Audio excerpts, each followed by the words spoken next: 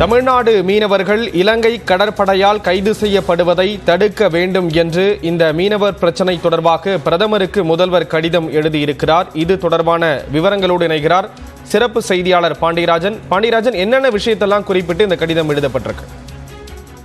ஸ்ரீராம், இலங்கை அரசினால் தமிழக மீனவர்கள் கைது செய்யப்படுவது அவ்வப்போது வாடிக்கையாக வருகிறது. அதிலும் குறிப்பாக கொரோனா காலத்திற்கு பிறகாக இந்த கைது செய்யக்கூடிய நடவடிக்கை என்பது கணிசமாக அதிகரித்திருக்கிறது. இந்த சூழ்நிலையில்தான் இலங்கை அரசால் கைது செய்யப்பட்டிருக்கக்கூடிய தமிழ்நாட்டு மீனவர்கள் மற்றும் அவர்களது மீன்பிடி படகுகளை விடுவித்திடவும், மீனவர் பிரச்சினைக்கு தீர்வு காண கூட்டு நடவடிக்கை குழுவினை புதுப்பித்திடவும் உரிய தூதரக நடவடிக்கைகளை மேற்கொள்ளுமாறு பிரதமர் நரேந்திர மோடி அவர்களுக்கு தமிழ்நாடு முதலமைச்சர் மு க ஸ்டாலின் அவர்கள் கடிதம் ஒன்று எழுதியிருக்கிறார். அதில் தமிழ்நாட்டைச் சேர்ந்த மீனவர்கள் இலங்கை கடற்படையினரால் அடிக்கடி கைது செய்யப்பட்டு வரும் நிலையில் தமிழ்நாட்டு மீனவர்களினுடைய பாதுகாப்பினை உறுதி செய்திடவும், அவர்களின் பாரம்பரிய மீன்பிடி உரிமைகளை பாதுகாத்திடவும் உரிய தூதரக வழிமுறைகளை பின்பற்றி விரைவான தீர்க்கமான நடவடிக்கைகளை எடுக்குமாறு கடிதத்தில் குறிப்பிட்டிருக்கிறார். மேலும் பதற்றமான சூழ்நிலையில் மீன்பிடிக்கக்கூடிய செல்லக்கூடிய தமிழ்நாடு மீனவர்கள் மீது அடையாளம் தெரியாத நபர்களால் நடத்தப்படுகின்ற தாக்குதல்கள், மீனவர்களினுடைய படகுகள் மற்றும் மீன்பிடி உபகரணங்களுக்கு ஏற்படுத்தும் சேதங்கள் கவலையை மேலும்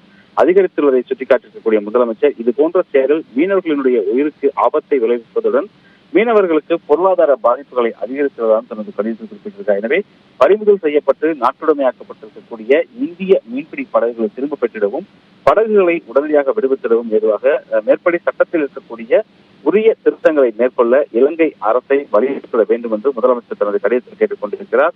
மேலும் இலங்கை வசம் தற்போது இருக்கக்கூடிய 77 மீனவர்கள் மற்றும் அவர்களது 151 படகுகளை உடனடியாக விடுவிக்க தேவையான அனைத்து தூதரக முயற்சிகளையும் மேற்கொள்ள வேண்டும் என்று தனது கடிதத்தில் குறிப்பிட்டிருக்கிறார். ஸ்ரீராம், விவரங்களை வழங்கியதற்கு நன்றி பாண்டியராஜ்.